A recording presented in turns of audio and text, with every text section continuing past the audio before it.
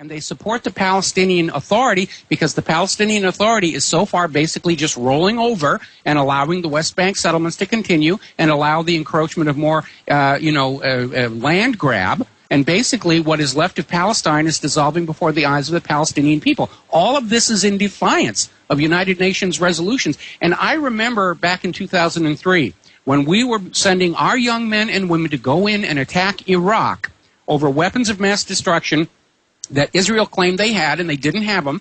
We were being told that the reason we were doing this was because Iraq was defying the United Nations. Well, now we have Israel defying the United Nations. And what does the United States government do? They stand up in the Security Council and say, oh, we can't criticize Israel for what they did. And it's just, it's angering to see the government of the United States of America so much supportive of the government of Israel. Well, let me ask this. What's going to happen when the Turks send warships in? I mean, is Israel going to attack them? I think Israel very well might. Israel cannot admit error. They cannot back down. I think there's going to be a confrontation at sea, and the whole region may blow up because Syria and Lebanon and all these other countries are saying Israel has started a new regional war. And now you just said it. You just said it. Perfect timing. In Asia, we've got the Korea blow up between North and South with a torpedo, which is very suspicious. We'll talk about that when we come back. Separately, you've got the Middle East blowing up. You've got Iraq, setting fire again. You've got escalations in Pakistan and Afghanistan. Right as the central banks collapse Europe and the United States, right as the G20 is openly announcing the birth of world government, magically the wars start. Mike, how many times have we talked about in the last year that they're going to have wars, and the Rand Corporation said 2 years ago that they need wars all over the planet to bring in the world government, and that only a new world war can do it, and it looks like it's being delivered on a silver platter. Yes, by Israel, and we need to keep that in mind here, because one of the problems we have with all of our previous wars are that the nations that really start them very often skip out sideways and the blame falls on a third party. And we need to remember, Israel is the author of this new global disaster.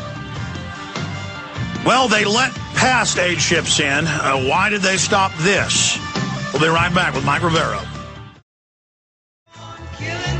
Mike Rivero is our guest, and I can't say I really can argue with anything he's saying. I just want to expand on this because this is not happening by accident now.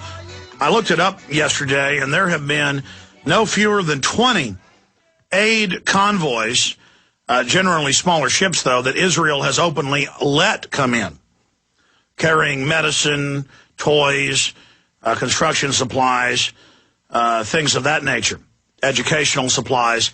Why did they decide to stop this one when it was coming out of Turkey?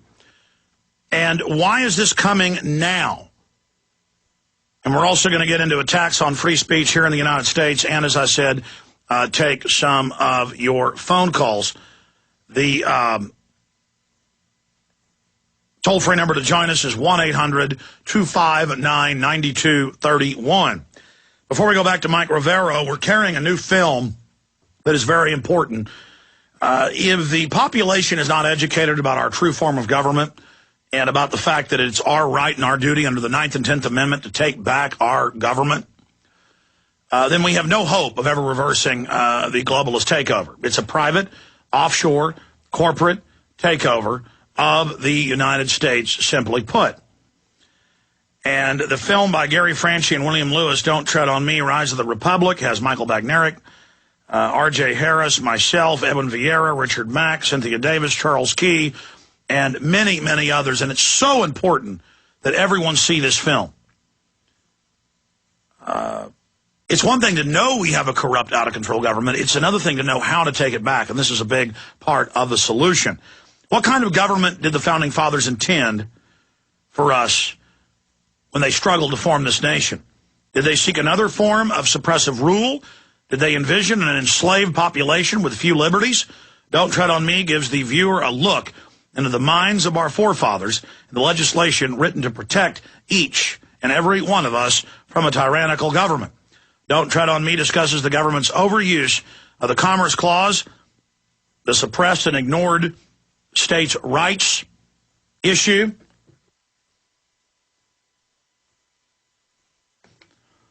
Don't Tread on Me discusses the government's overuse of Commerce Clause, the suppressed and ignored states' rights issue, defines sovereignty, the proper role of government, a constitutional militia, and much more. Don't Tread on Me offers sound solutions to take back rights stolen from our out-of-control despotic federal government. Rights stolen from the American people by our out-of-control despotic federal government. It is such an important film to see. Again, Don't Tread on Me, Rise of the Republic. And, of course, there's a new film we produced, Jason Murmas directed, Invisible Empire, New Order Defined. And it just covers the history of the New World Order, what they're into, how they operate, the crimes they've committed, and over 100 clips of them calling for world government and New World Order. For somebody that wants a general overview of these people and who's been living in denial, a very important film for people to see. Again, available at Infowars.com. Or you can simply call toll-free 888-253-3139. And you can see both of these films in super high quality at prisonplanet.tv. You can also see coming up on Wednesday, Camp FEMA at prisonplanet.tv. We've been authorized to upload it there for prisonplanet.tv members. Okay, Mike Rivero, thanks for holding there during that break. Going back to you, you were bringing up the fact that Israel is starting this World War III, or potentially as separately.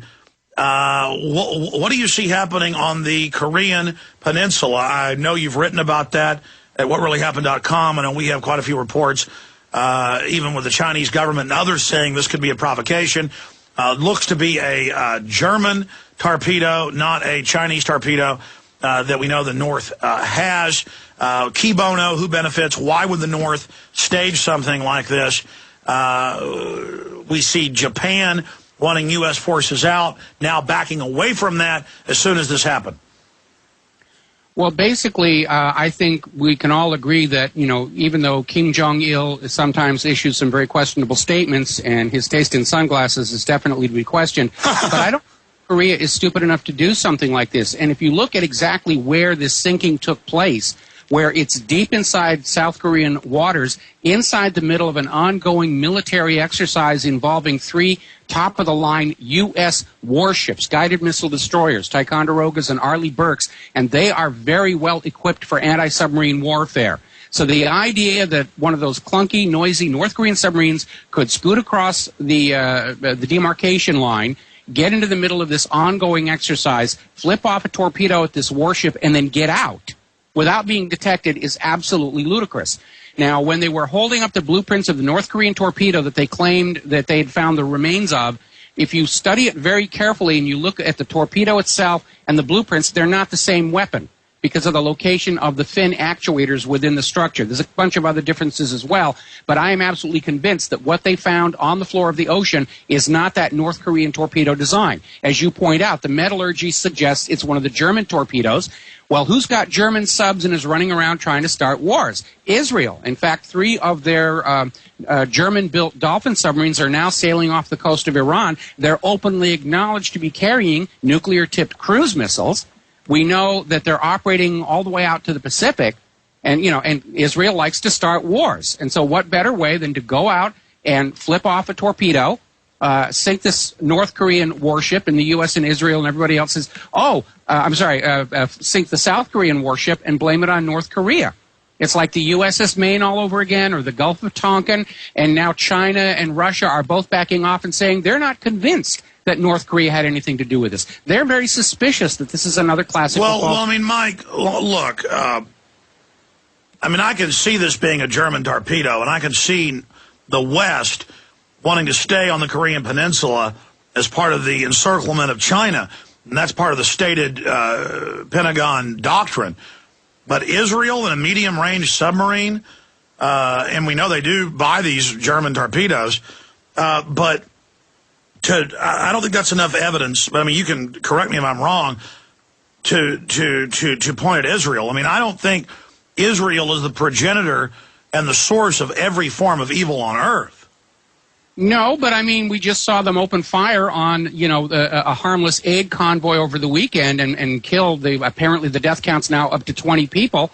And the bottom line is, if you go back and look at the USS Liberty, They attacked that ship with the goal of tricking the United States into war on Egypt. Look at the Lavon affair. The same thing. Israeli agents were caught blowing up British and American targets in Egypt, again, to destroy diplomatic relations between the West and Egypt to try and trip up another war. USS Cole may have been more of the same situation. I mean, the bottom line is look at the motto of the Mossad. By way of deception, thou shalt do war.